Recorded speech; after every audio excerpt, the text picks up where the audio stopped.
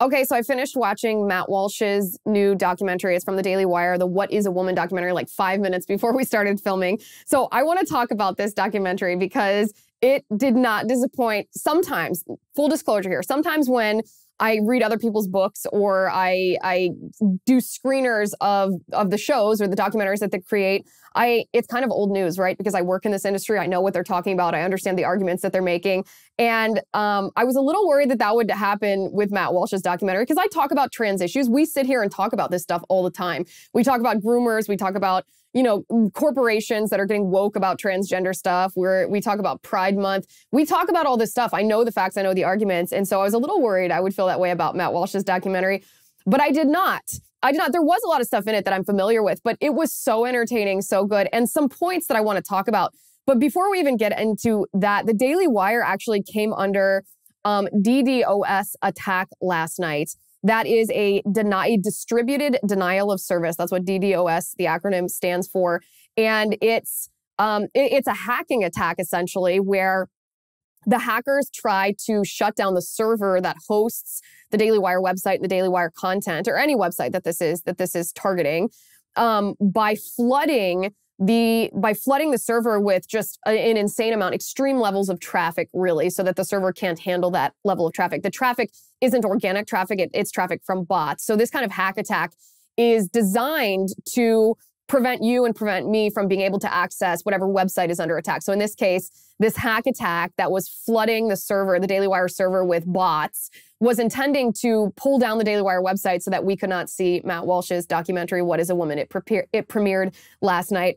Fortunately, it didn't disrupt so much. The Daily Wire was prepared, but it's almost funny that this happened, because it happened obviously because the left is very threatened by reality. They're very threatened by truth. They're very threatened by Matt Walsh's documentary, which made me want to watch it even more if it triggers them this badly. There were also a couple of responses from the left before the documentary even went live. There was a response from a YouTuber named Jesse Earl. The Twitter handle of this person, by the way, is Jesse Gender. And this YouTube channel is dedicated to talking about transgender issues. This is what Jesse Earl tweeted. Matt Walsh's upcoming vile hate piece about trans people will be used to incite hate and violence against trans people. Walsh is a bigot and will have blood on his hands. And this tweet was sent before the piece even premiered.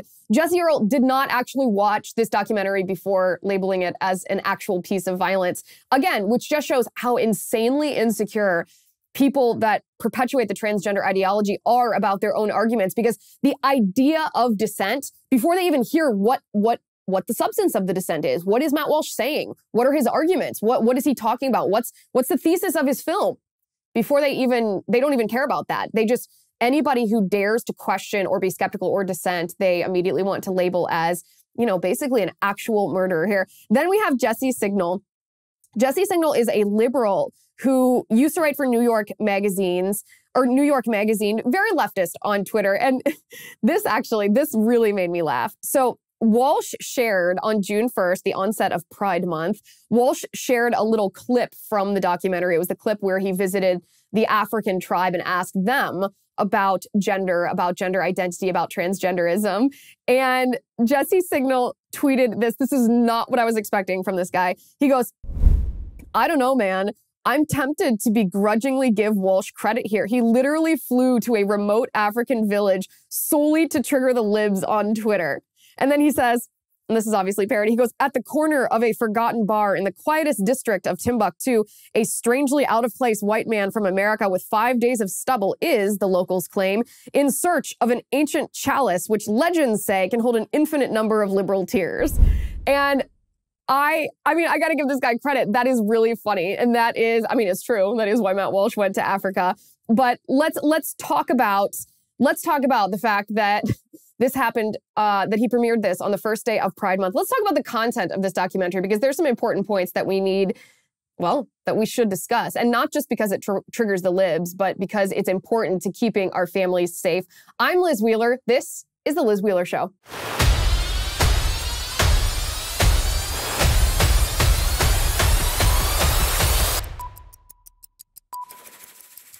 Now, I like Dormeo because really good, really nice mattresses are crazy expensive, but I still want to sleep on a bed that feels really good and really nice. If you suffer from achy hips, back, or shoulders, then you have to try the Premium Mattress Topper by Dormeo. At a fraction of the cost of a new mattress, you can get that new bed feeling without having to actually buy a new bed. Their smart body zoning helps create better support for your body while you sleep. That means no more waking up with unexpected aches and pains that you did not have the night before. Their mattress topper has a full range of sizes from twin all the way through king. They even have RV sizes and a new split head king. And it's perfect for everything from an adjustable base to a spare bed in the guest room. Basically, if you can sleep on it, they probably have a mattress topper for it. Plus, Dormeo is known for their incredible customer service. Don't believe me? Just give them a call, message them on their website, and be amazed at how fast they respond. Let me tell you, they sent me one, and I love it. Right now, you can go to dormeo.com/Liz. You have to go to my URL, dormeo.com/Liz, and you'll receive 30% off your Dormeo mattress topper. That's the best offer that you'll find anywhere, but you have to go to dormeo.com/Liz. It's spelled DORMEO.com/Liz. Remember, with their 10-year warranty and 100-night risk-free trial plus free shipping, it's crazy not to give Dormeo a try. Okay, so before we actually get into the film, Pride Month started on June 1st. This is, it's self-explanatory. The left wants to celebrate LGBTQ identity and behavior. And I want to talk for just a second about how critically important the transgender ideology is to the overall political agenda of the left. So the first example of that, of course, was the DDoS attack that the Daily Wire sustained just for premiering a documentary called What is a Woman? This attack happened despite the fact that the hackers hadn't even seen the film yet. They had decided just the questioning, just the dissent, just the skepticism was enough that they wanted to prevent people from seeing it. They were severely threatened by this. It's not just anonymous hackers who are threatened in this way. The entire structure of the left is now built. It hinges on forcing you and I not only to tolerate the LGBTQ lifestyle, but to embrace the LGBTQ ideology. Those are two very different things. I think you and I are both very, very fine. We're very okay with the idea of adults who want to have sexual relations with some other consenting adult. Okay, that's your business. We might think that it violates our religious tenets, but it's your business. That's actual tolerance. That's actual tolerance, and that's fine. I don't really know anybody who's opposed to that. But that's not what the left is advocating for anymore. What they're advocating for now is compliance. What they're advocating for now is forcing us to embrace and propagate their ideology which says there is no such thing as immoral sexual behavior as long as it's consenting. Their ideology that says sex is not the same as gender. Gender is not the same as sex. Gender is not binary. It's not man or woman. It's not based on anything essential like DNA or genitalia or who God made you to be. They want us not only to tolerate their behavior, they want us to embrace this, and they want to indoctrinate our children into actually believing that that is reality.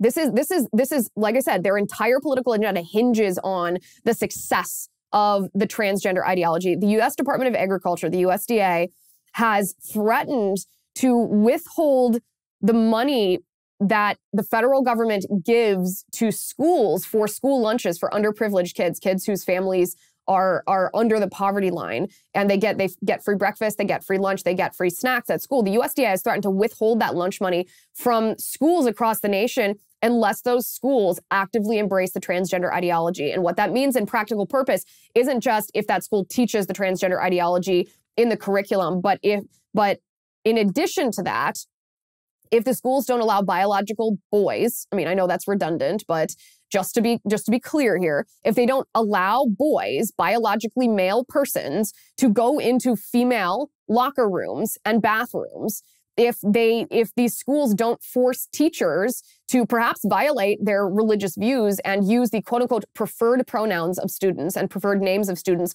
versus the biological pronouns and names given by the parents, the legal names of the children, then the USDA isn't going to give food to the children at the school.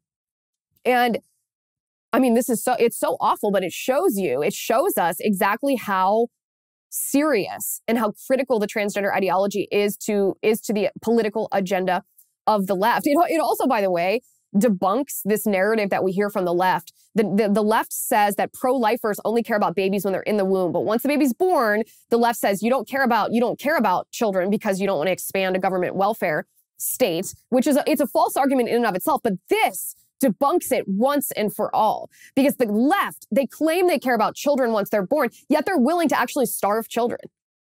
They're willing to deprive children of food, of nourishment, of lunch, of breakfast, of snacks, unless the adults who operate the school buy into the woke transgender ideology. This is so evil, and it's so important to their ideology.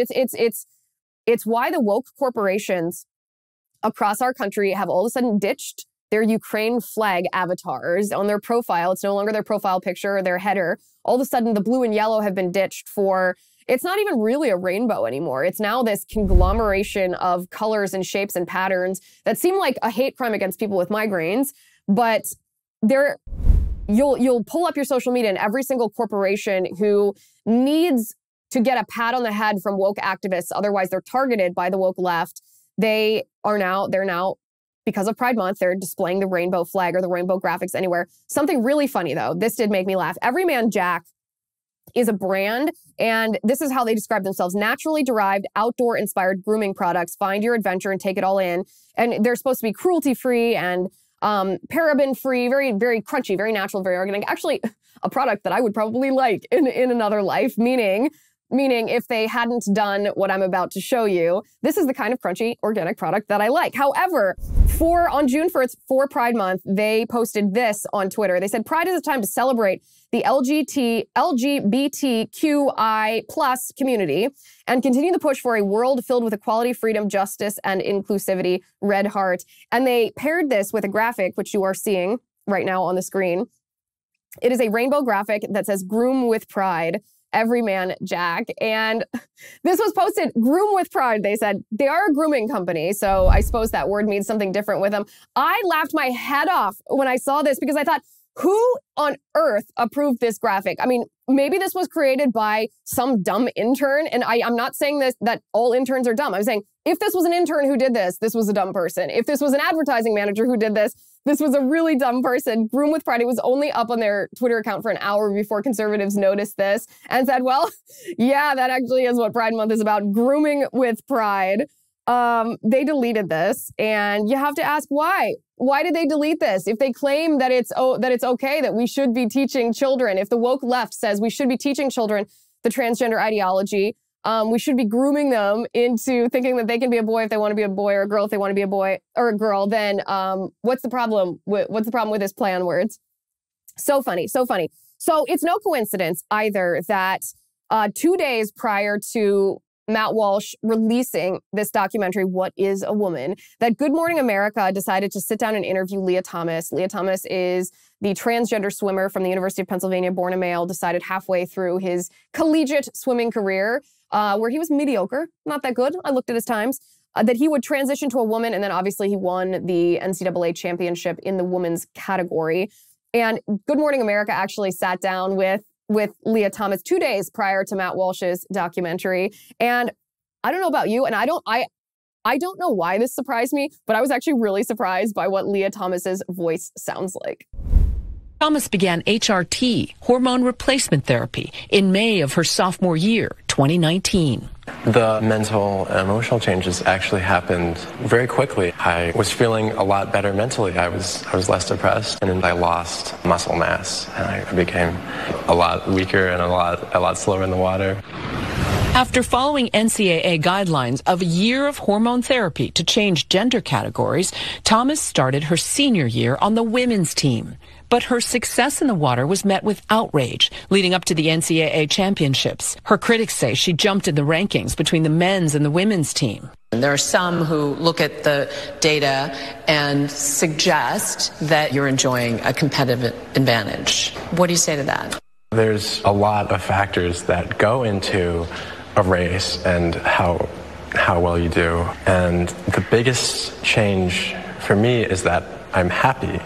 And sophomore year, where I had my best times competing with the men, I was miserable. And so having that be lifted is incredibly relieving and allows me to put my all into training, into racing. Trans people don't transition for athletics. We transition to be happy and authentic and our true selves. Transitioning to get an advantage is not something that ever factors into our decisions. You didn't transition to win more medals? No. Thomas quickly became a lightning rod.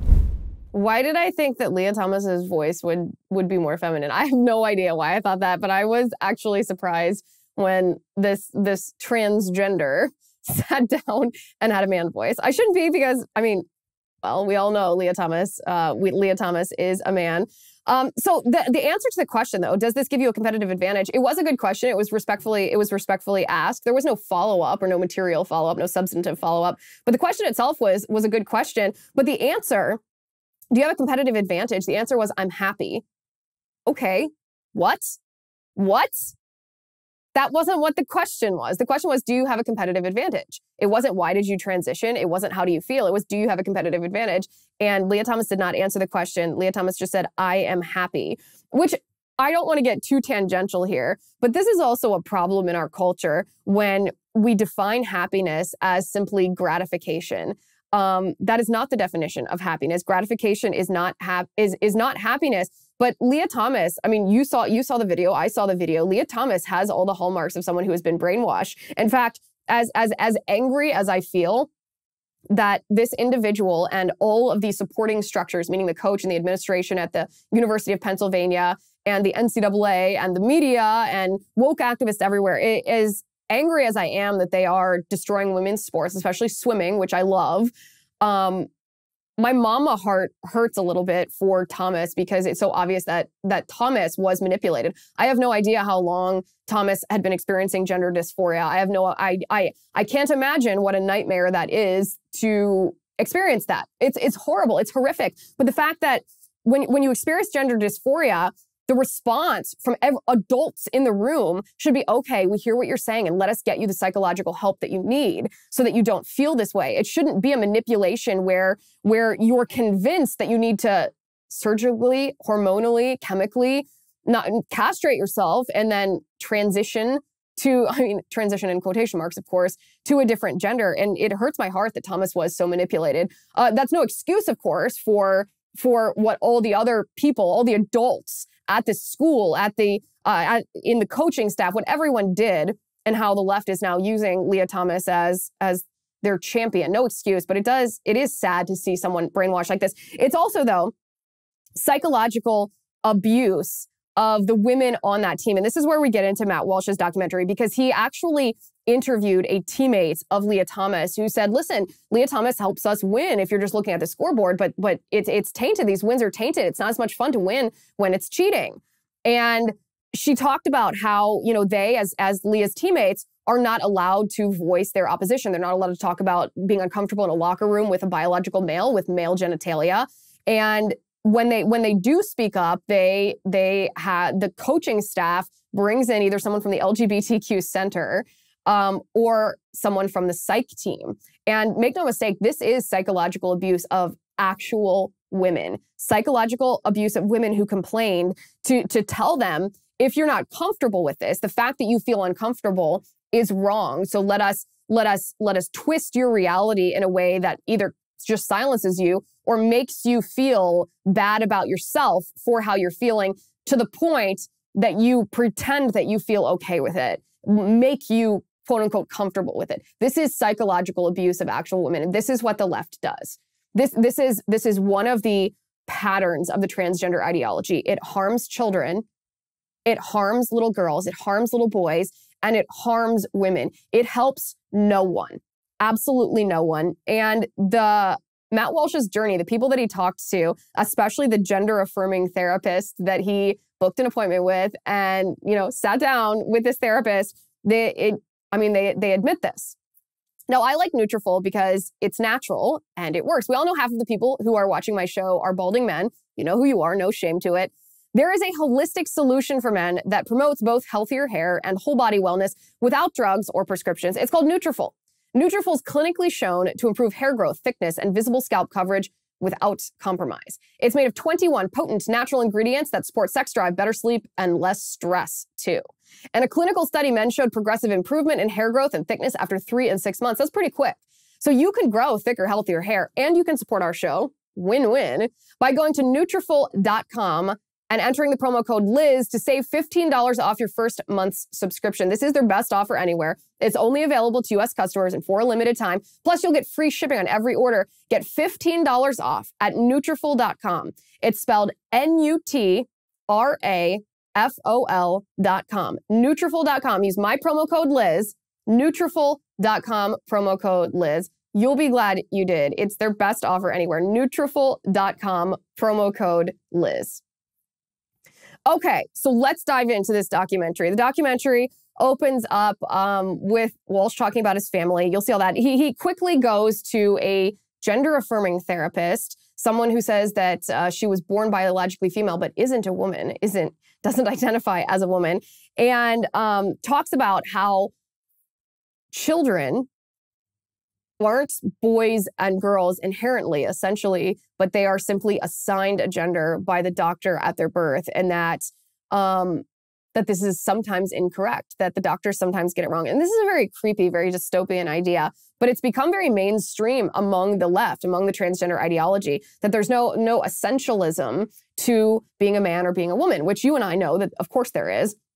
But this is very popular among the woke left, the transgender ideology. It derives actually from queer theory. You remember the episode we did a couple weeks ago where we talked about Gail Rubin, who was the founder essentially of queer theory, and she attempts to deconstruct the idea of sex essentialism, the idea that sex is. You are either a man or a woman for reasons that are built into your DNA and built into your soul and built into your body and built into your mind, that you simply are. It's not something that we choose or we identify. It just is. We recognize it.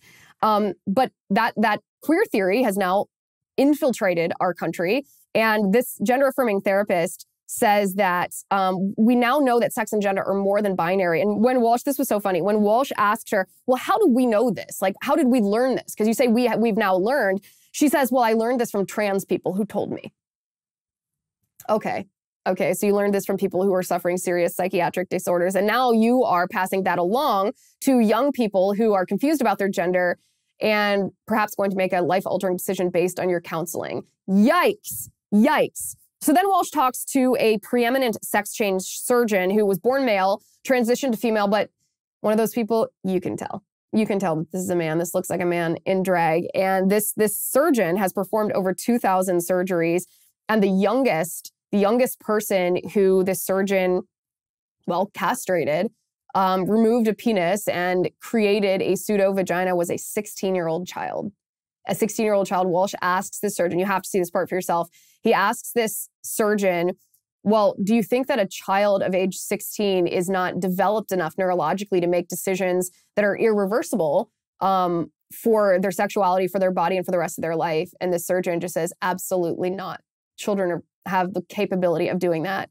And the surgeon also claims that regret of a transgender transition is an uncommon phenomenon. But the funniest part of this is Walsh asks this surgeon about the transabled phenomenon. Now, the transabled phenomenon is exactly what it sounds like. It's a parallel to transgenderism, where perfectly healthy people say, I identify as a disabled person, and then want to mutilate their body accordingly. So maybe the example Walsh gave was maybe you have a perfectly healthy man who says, I identify as someone who just has one arm, and Walsh says, is it appropriate to amputate the other arm in order for the body to match the identity of this quote unquote transabled person?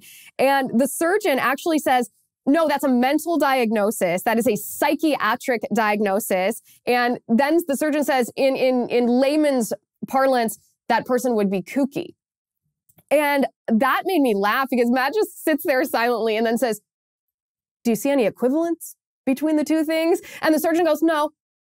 And I thought, oh, dear Lord. And this is a person that's mutilated 2,000 people. So then Walsh talks to a pediatrician who I think, you can tell me what you think after you watch this, but the pediatrician I think is the creepiest person in this entire film because this woman, I assume she's a woman, this pediatrician is dealing with really small children and says that she worked for Planned Parenthood. She worked, well, both abortion and gender hormones, gender transition hormones, which is funny given what we talked about several weeks ago, how Planned Parenthood is actually shifting their business. They are now one of the biggest distributors of transgender hormones and to children as young as 16 years old. So perhaps it's no surprise that someone who committed abortions, dismembering children in the womb, is also comfortable dismembering children outside the womb. But Walsh asked this pediatrician, at what age can a child transition to another gender? And she said that babies and infants can have an idea of their own gender identity. So an absolute evil creep. Like this is the part where I actually got the chills. I thought, oh, this is possession. This is evil incarnate to look at an innocent little baby. I mean, like I said, maybe it's no surprise because this is also a woman who kills these same babies just a month or two before in the womb. But to say that babies and infants should undergo gender transitions. And this pediatrician has absolutely no grasp on reality. The Santa Claus conversation, which you'll see for yourself when you watch this, the Santa Claus conversation is real because Walsh asked her, okay, like a 4-year-old believes in Santa Claus, but objectively Santa Claus isn't real. And she wouldn't even admit that objectively Santa Claus isn't real because Santa is real in the mind of that child. This is how just warped, just how messed up the ideology of the left is. And these are the people that are the so-called the experts. These are the people who are directing parents how to care for their children or what medical interventions to inflict upon their children, to impose upon their children. And these are the same people who are the driving force behind laws that actually compel parents to behave in this manner towards their children or be accused of neglect or abuse. This is a really, it's jarring as a parent who has, a 1-year-old daughter. It's really jarring to hear a pediatrician who is supposed to be someone that helps you care for your child, saying these things. It makes you feel so vulnerable. It makes your child feel so vulnerable. And then Walsh goes to the university, and this was my actual favorite part of the whole film.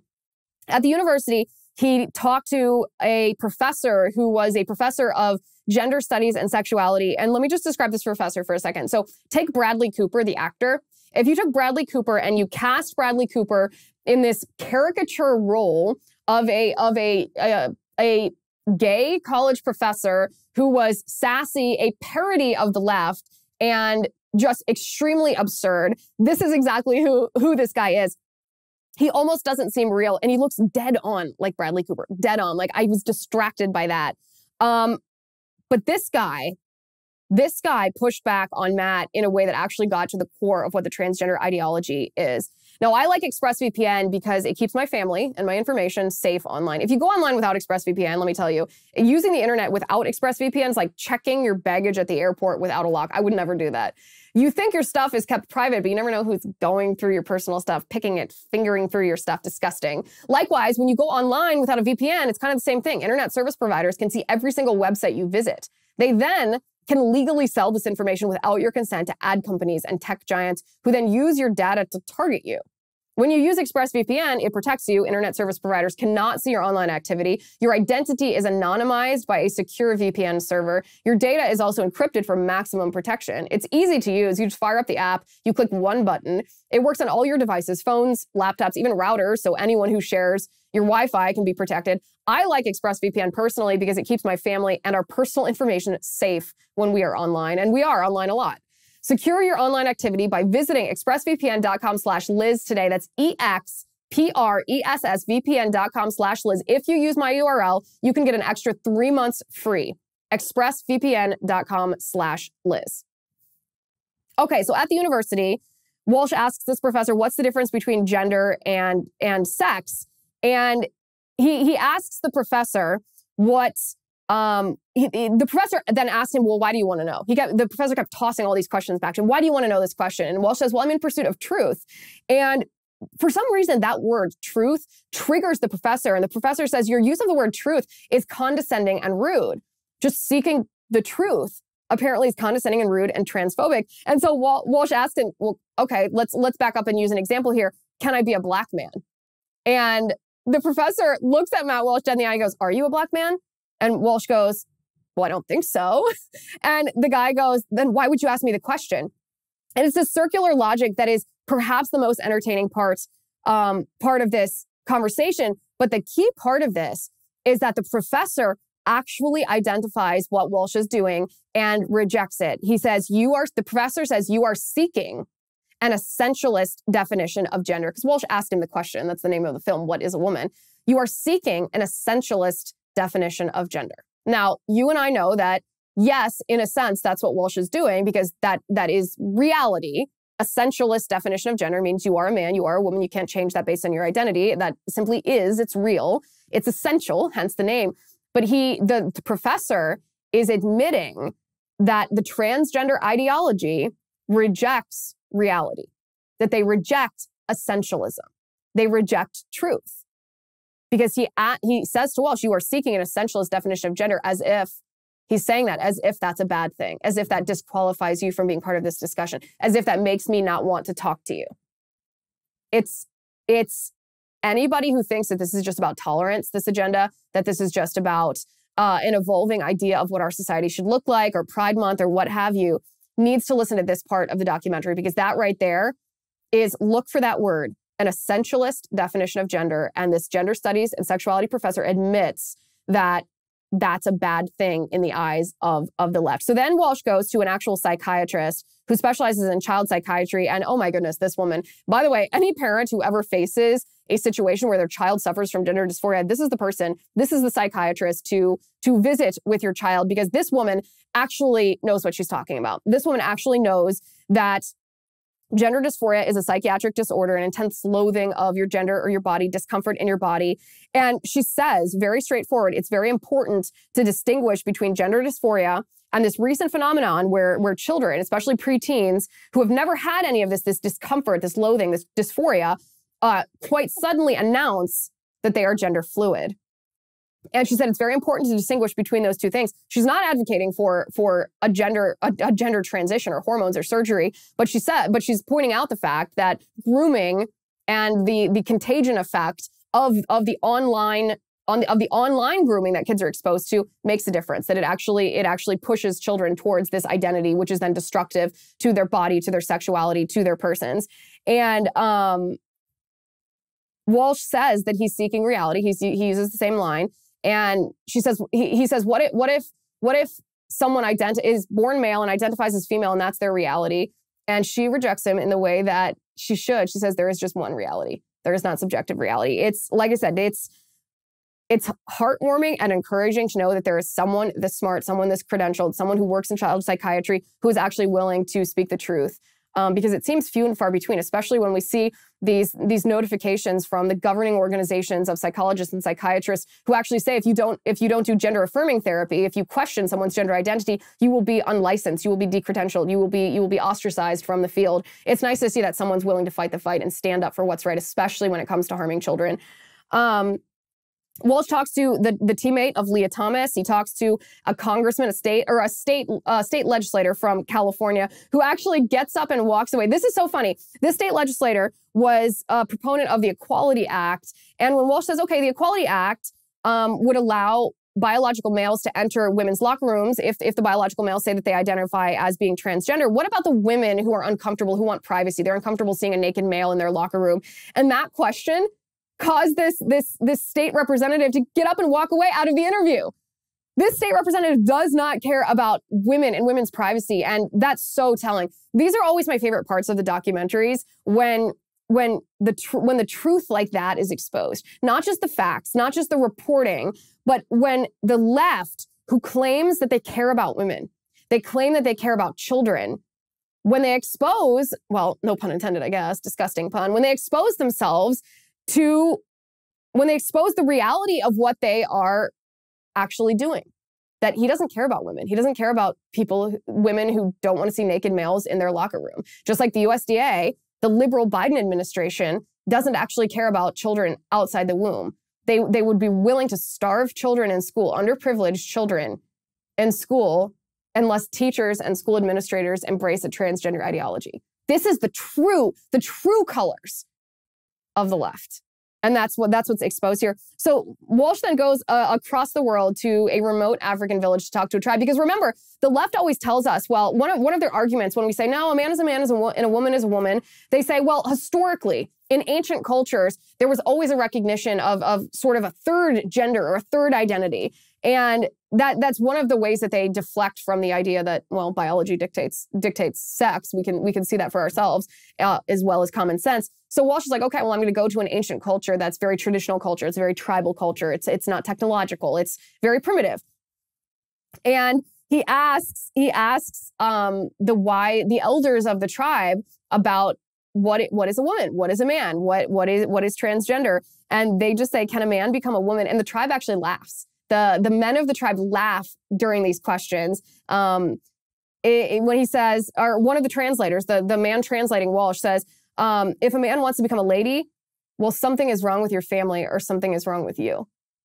And he didn't say this with any animosity. He's simply identifying the truth. It's quite something.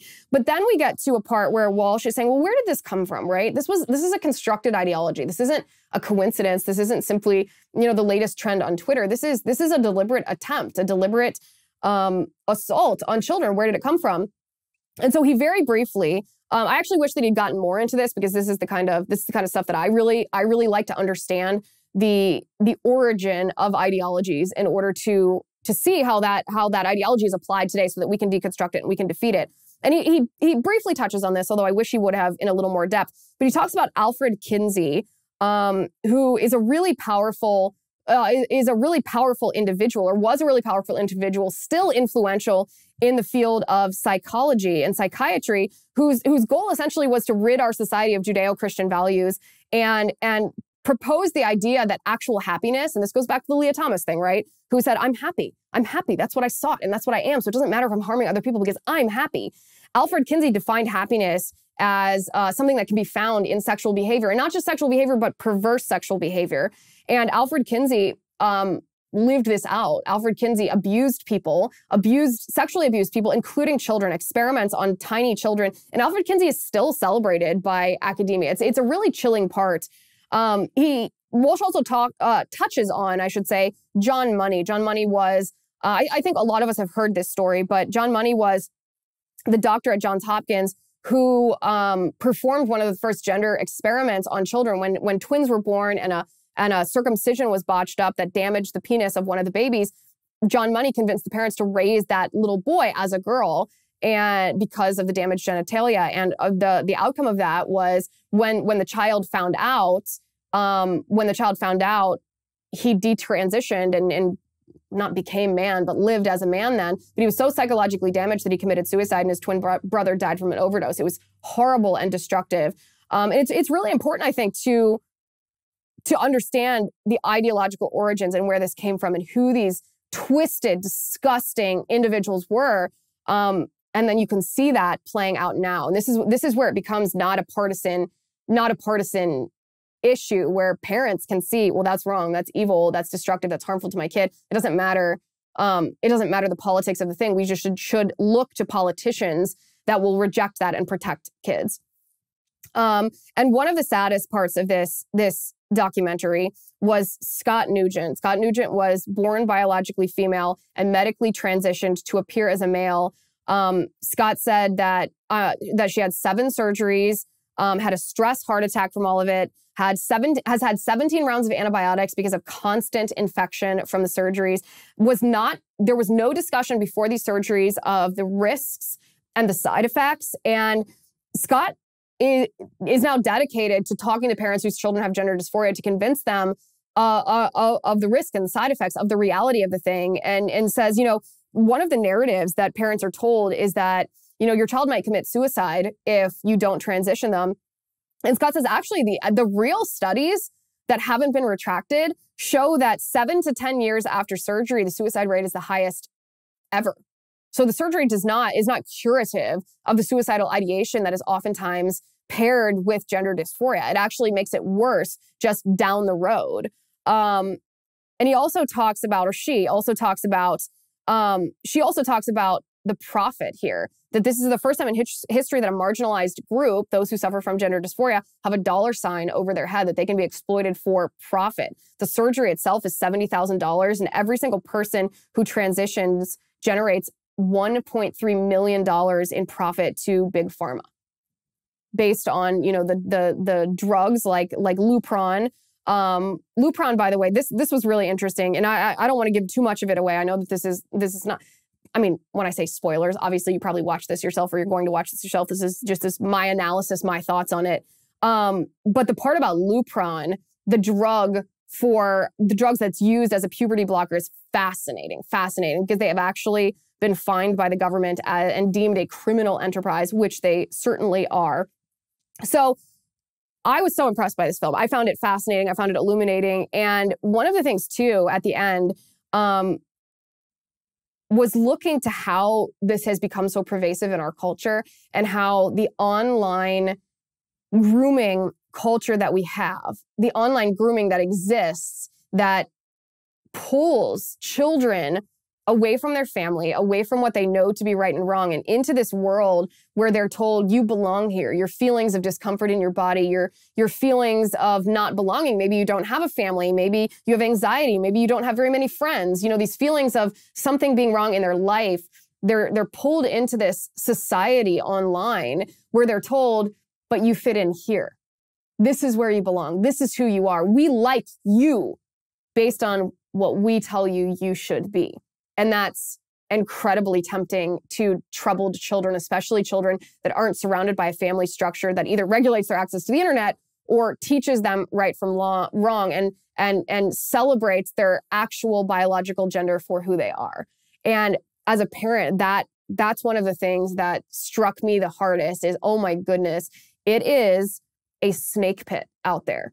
Our culture is a snake pit, and I will do everything I can as a parent to protect my child from ever being exposed to this poison for the good of her body, for the good of her soul, and for the good of society. Like I said, I highly recommend that you watch this. It was fascinating and funny. Matt Walsh is very deadpan, very dry, and he did not check that at the door. He used that in this film. So remember, it's a good reminder, I should say, of how critical it is for the left to force this transgender ideology on us, how their entire platform hinges on forcing us to act out their ideology. Without that, they would not be able to destroy, obviously, gender. They would not be able to destroy traditional relationships. They would not be able to destroy marriage. They would not be able to destroy the family. And they have to destroy the family. This civil institution, they have to be able to destroy this in order to destroy the governmental institutions that they want torn down. They want them torn down so that they can rebuild our nation in the image of Marxism and socialism and communism. But the biggest impediment to their ideology is the family unit. The family unit, a married mom and dad in traditional relationship with traditional gender roles who raise children in their own beliefs, their own values, their own principles, and these parents have dominion over the children. It's critical. In order to break up the family unit, the left has to co-opt children. They have to assault children. They have to sever that relationship between parents and their child physically, and emotionally and psychologically. And once they've done that, they've not only broken the family unit, they've also compromised children and brought them into the leftist fold so that the next generation in our country are essentially Marxist revolutionaries. This is absolutely at the most foundational level, their final frontier, their assault on our nation in order to turn us into a Marxist nation. And that's why they're not going to let this go, no matter how many people are outraged, no matter how often we talk about the facts and the regret and the harm that this is causing to our children. It's up to us. It's up to us as parents, regardless of whether you're Democrat or Republican, liberal or not. It's up to us to put a stop to this, because if we don't, the political left will not stop attacking us. Thank you for watching today. Thank you for listening. I'm Liz Wheeler. This is The Liz Wheeler Show. The Liz Wheeler Show is produced by Jonathan Hay, executive producer Chad Abbott, director of photography Kevin McRoberts, editor Alejandro Figuerella, sound mixer Robin Fenderson, Director of Marketing, Emily Washler, Production and Talent Coordinator, Matt Toffler, and Senior Publicist, Patricia Jackson. This has been a Soundfront production.